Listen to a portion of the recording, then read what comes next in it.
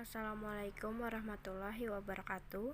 Saya yang bernama Nur Nazlianti Azmi dari kelas 11 IPA 1 ingin mempresentasikan tugas fisika yang berjudul penggunaan sonar pada kapal selam.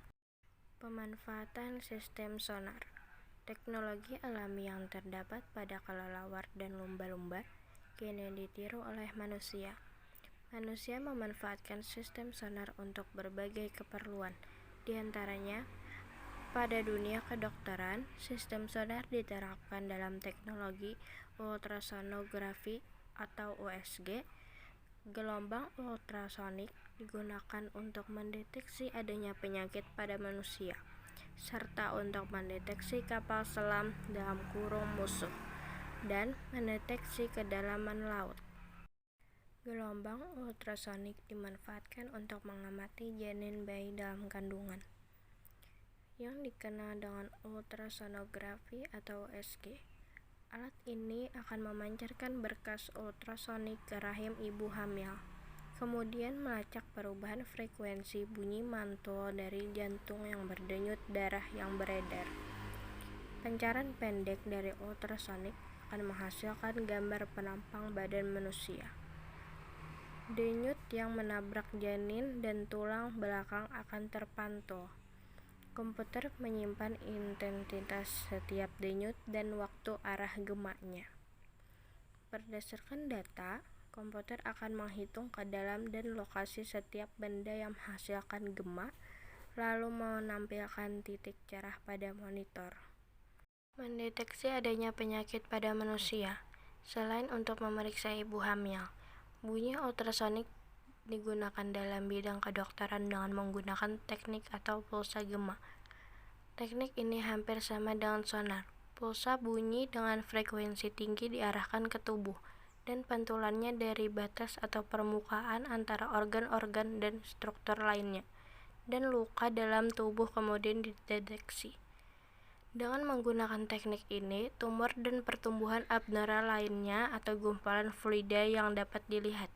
Selain itu, juga dapat digunakan untuk memeriksa kerja katup, jantung, dan perkembangan janin dalam kandungan.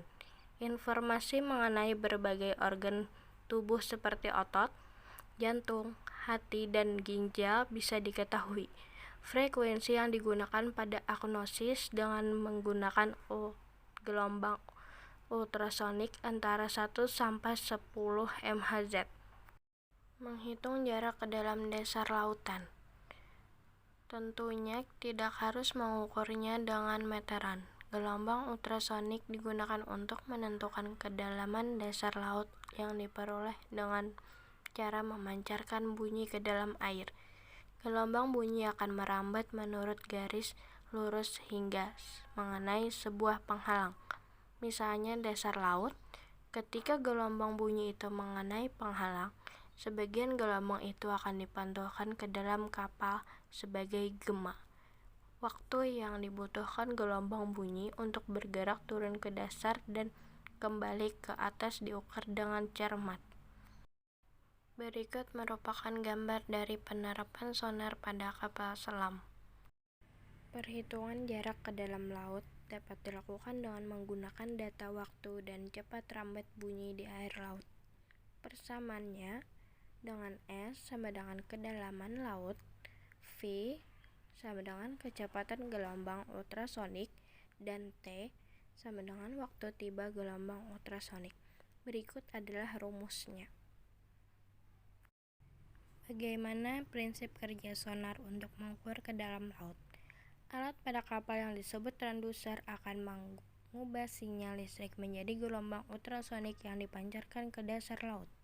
Pantulan dari gelombang tersebut akan menimbulkan efek gamma atau echo dan akan dipantulkan ke dalam kapal dan ditangkap oleh alat detektor. Sistem penerima pada kapal akan melakukan perhitungan mengenai jarak objek. Dengan menggunakan penggunaan rumus yang telah kamu pelajari sebelumnya, dengan cara tersebut, manusia tidak perlu bersusah payah untuk mengukur kedalaman laut. Bayangkan jika kamu harus mengukur menggunakan meteran, pasti sulit, bukan? Tahukah kamu, proses pengukuran kedalaman laut tadi terjadi menirukan proses lumba-lumba dalam mencari mangsanya. Sistem kapal selam modern yang dikembangkan manusia saat ini juga menirukan sistem yang telah digunakan lumba-lumba sejak jutaan tahun yang lalu. Menakjubkan bukan? Mustahil seekor binatang mampu memiliki sistem sedemikian menakjubkan atas kehendaknya sendiri. Sistem tak tertandingi pada lumba-lumba adalah bukti bahwa Tuhan telah menciptakan mereka begitu sempurna. Berikut adalah daftar pusakanya. Sekian presentasi dari saya. Wassalamualaikum warahmatullahi wabarakatuh.